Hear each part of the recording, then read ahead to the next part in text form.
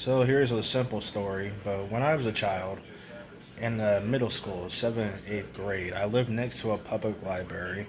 And next to that public library were full of these weird black and white books called manga, or as some call it, manga. And it was so weird to me. Like, you had to read these things backwards, but, and for a while I ignored it.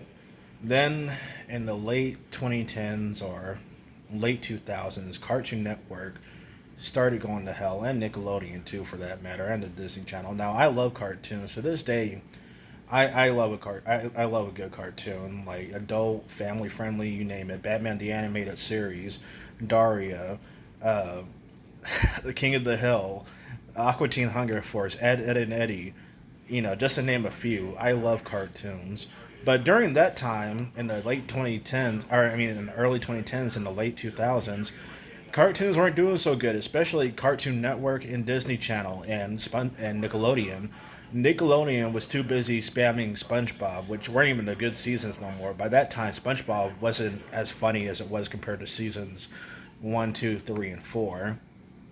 Yeah, I'm one of those nerds that prefer early SpongeBob over later episodes. Sue me. The early episodes of SpongeBob are way more clever and a lot more funny and are more quotable than the seasons afterwards.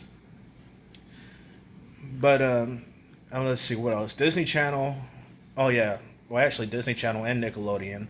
We're also showing a bunch of live action shows like iCarly, uh, Zach and Cody, but now they're teenagers or something like that. I don't care. All these sitcoms sort of just blended in together, like happy, white people. I have nothing against that, but you know, white people being happy. But those shows were just very boring to me. They weren't as funny or as creative that as the cartoons. And Cartoon Network was going through their own hell too, because this was before Adventure Time came along and saved the network, and a bunch of other cartoons like Regular Show came along and saved the network. Cartoon Network, despite being called, Cartoon Network, was doing this really dumb thing where they were just having a bunch of really lame and really bad live action shows. Destroy, Build, Destroy. Some really bad cartoons from Canada that weren't that good, like Almost Naked Animals. Like maybe if I was like younger, I would have enjoyed them, but I knew for a fact that they just weren't as good or as well animated as the early stuff like Courage the Cowardly Dog or Hey Arnold or whatnot. Nickelodeon, Disney Channel, and uh, and Cartoon Network pretty much failed me, and it was a dark time during those periods because one, I grew up in a poor family. I'm not going to go into detail about my life, but man, we were broke, and I had no modern game consoles at the time, like a PS3. I didn't even have a PSP until later on. So all I really had was cable television to keep me entertained, and cable television was going downhill. So I finally went to the library. That's where I started using the internet at the public library. That's where I started using websites like Newgrounds to watch these funny, violent flash cartoons and other edgy cartoons. Because it helped me realize that's how cool internet animations was. Like people could just make about anything that they found creative or funny. And yeah, that public library, it helped me fight off the boredom. I was able to use social media. I was able to use YouTube only for a very limited amount of time, like 3 hours per day or so. Eventually, the library let us use the computers for 4 hours or 2 hours, and I'll always be grateful for that. Anyway, what am I trying to say? Oh, yeah, so how did I fall in love with One Piece? So, when I eventually decided to spread out my taste a little more, I started reading these things called manga, these weird black and white comic books that had pictures in them, and they're really well done drawings, but they were weird. You had to read them, quote unquote backwards, like you read them right to left instead of left to right. It was weird, and it only took me about like maybe 20 minutes to get used to it. and I fell in love with it.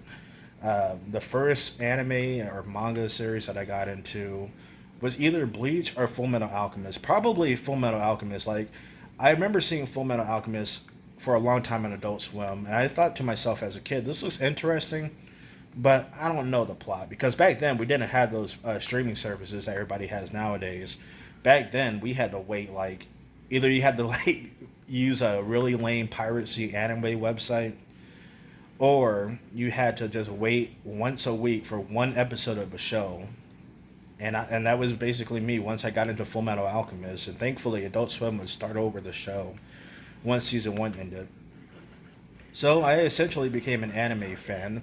What I didn't know already, though, was I already kind of was an anime fan since a child. When I was a child, I loved Dragon Ball Z, Yu Gi Oh, and Pokemon. And at the time, I didn't really think of those as anime. I just thought of those as like any old regular cartoon. And then, I do appreciate those. I'm not a Pokemon fan anymore, but I do appreciate Dragon Ball a lot more nowadays, especially thanks to Team Four Star. So, I was in middle school. I was a Bleach, Full Metal Alchemist fan. You know, I thought these were like the greatest manga series and anime series ever. The manga, I especially like because with the manga, I was able to go to the public library and print and check out a bunch of Bleach books, for free. All I had to do was just return them on time. And unlike Adult Swim, I didn't have to wait once a week just to see one episode. And I fell in love with manga just for that. And then eventually I came to the sad truth that, oh wait, manga takes a while to come out. So if you finish a manga, you might have to wait, a few weeks or even a month or even longer just for the next volume to come out or the next chapter to come out. Needless to say, I was still very in love and grateful for it. Anyway, I was in middle school, seventh or eighth grade. I think it was seventh grade, and I'm not going to reveal my friend's name out of personal privacy, but he was a really great friend to me in middle school. And for months, he would recommend this series called One Piece, and I was like, "Oh, come on, it's not that good." And I was only thinking that based off of the art style, which, if you know what One Piece looks like, it has a very quote unquote cartoony art style. Personally, I don't think it's as cartoony as people make it out to be. In fact, I think the art style is more than cartoony. It's just actually great. It's even better in the manga than it is in the anime. But yeah, I put off my friend's offer for some months, but eventually I did run out of manga stuff to read, and I was branching out, and I wanted to find something new. And at the time, my only familiarization with One Piece was with the infamous Four Kids stuff. Oh my gosh! Nowadays, okay, if you know about the Four Kids One Piece stuff, it was basically Four Kids was a network that tried to Americanize anime, and that wasn't the only thing. They basically dumbed down anime and made it more kid friendly and gave it like a horrible English dub. Back then, that made anime fans mad, but nowadays, I just look at a One Piece Four Kids clip, and it's probably the funniest thing ever because they go through such lengths to like change the anime and censor it, and and and the voice acting was like super goofy, didn't match didn't match the characters. Like they gave the character Nico Robin a country accent because at the early seasons of One Piece she wore a cowboy hat. So Four Kids was like, oh, cowboy hat, she must have a country accent. And then you see the Four Kids stuff, and then there's Sanji's Four Kids voice, which it sounds awful. I don't even know how to describe it. It sounds like Barney the dinosaur. And then you look at Sanji's English voice in the Funimation, and it sounds way better. But anyway, I put off One Piece for a while because one, the Four Kids left a bad impression on me, and two, the art style. I thought it was too kiddie. Then one day, I saw Volume One at my local library, and I thought to myself, well, I'll give it a try. And Volume One, if you know what the first volume of One Piece looks like, it's like a yellowish, brownish, golden color, and it shows off the three characters, Luffy, Zoro, and Nami perfectly. Like the first volume of the book is already very identifiable. In fact, the first cover volume is so good that they later reused that cover for volume, I believe, 61 after the time skip to show how much the characters have changed.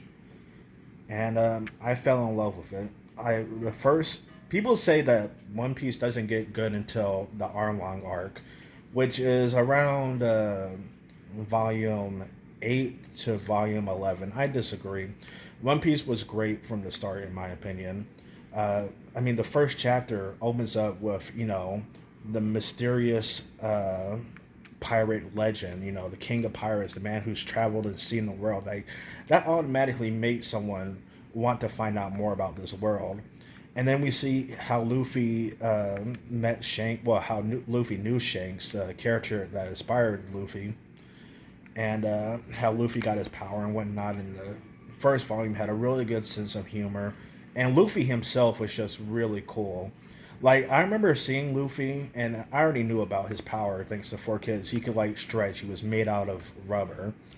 And I thought to myself, well, how overpowered could you make that? That doesn't sound as cool as Ichigo's sword skills from Bleach, or Edward Elric's, cool alchemy abilities from Fullmetal Alchemist. How could you make someone made out of rubber cool and badass?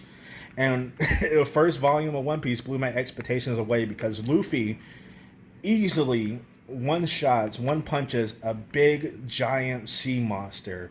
And that made me realize, holy shit, this is how strong Luffy is. Like, this kid could easily fight off a giant sea monster with ease. And it really made me excited to see what other characters would be introduced. There was Zoro, who to this day in the manga is still called Zolo. Yeah, it's dumb. But Zoro, the former pirate bounty hunter, total badass too. Like, this dude fought with three swords, one in his mouth, and he was able to fight off a bunch of Marines, and he became Luffy's second-hand man after Luffy saved Zoro from being executed. Which, by the way, that's another thing that shocked me about One Piece, was just how, adult it could be. Because, like I said, I grew up with the Four Kids censored version. I had no idea that One Piece had blood in it. I had no idea that One Piece showed off characters, getting killed and whatnot. And plus, the series would get really dark as it went on. Like, geez, I mean, I think for me, the biggest oh shit moment for me personally was when I realized that the world of One Piece had slavery. And in certain regions of One Piece, slavery is so normalized that nobody doesn't even really care. Innocent people can be made slaves by these elites called the Celestial Dragons. But yeah, I read the first volume of One Piece, finished it. It ended with I believe Nami coming into the picture, and I thought to myself, I needed to see more. I wanted to see more, and that's how I became a One Piece fan. My friend recommended the series, and I just fell in love with it. And it really helped me out when I was a child, helping me pass time and whatnot. And I'm so good, and I'm so happy it's been consistently good. There's, you know, being an adult, you realize that there's a lot of series and whatnot that eventually do have that downhill mark, unfortunately. But for me, One Piece just gets better with each chapter, or it's like just consistently good. And yeah, I'll always be happy about that.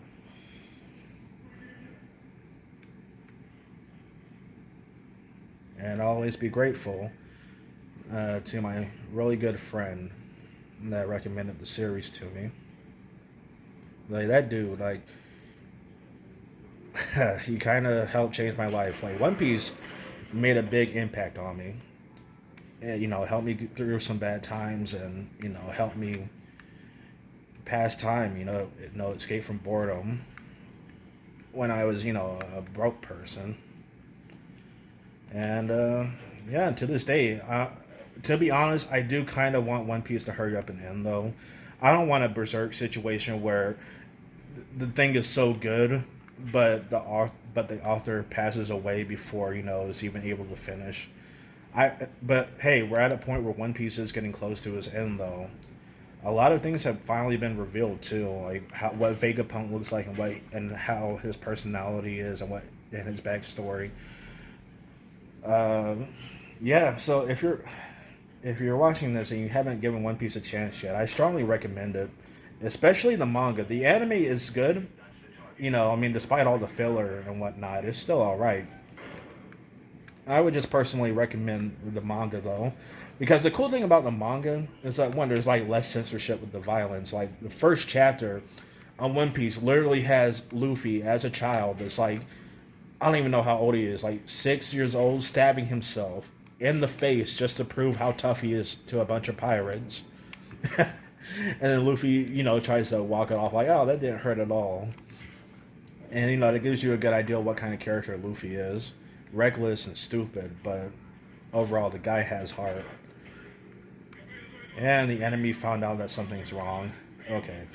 I gotta start using both hands now for this part of the game. But what I like about the One Piece manga more is that it there's less censorship, but also there the violence feels like there's more impact to it.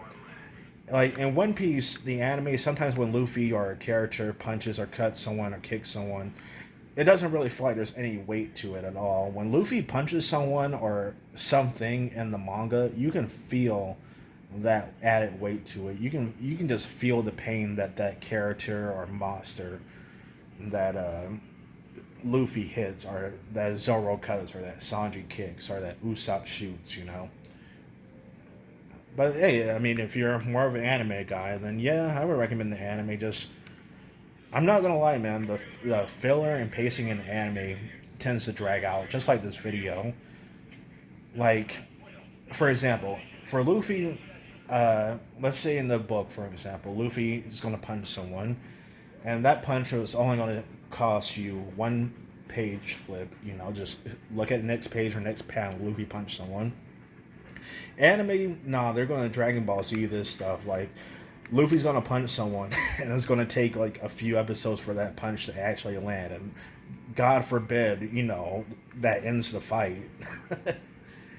But, I mean, I tend to look at the anime, too, to compare it to the manga to see, what the character sounds like and what was changed. And, to see how certain scenes were animated. Sometimes it's worth it. Like, I saw the animation for the newest arc and the Wano arc, and I was shocked. I'm not used to One Piece having good animation. And if you like One Piece, then I also recommend the movies, Strong World, Film Z, Film Gold, uh, One Piece Stampede. That was a good one, and One Piece Film Red. They're not canon to the One Piece universe, but they are very well animated, and the fights in those movies are also really cool too. Like seeing One Piece with great or above average animation, it's just weird because I'm used to the show not looking that great. But yeah, manga is just way better.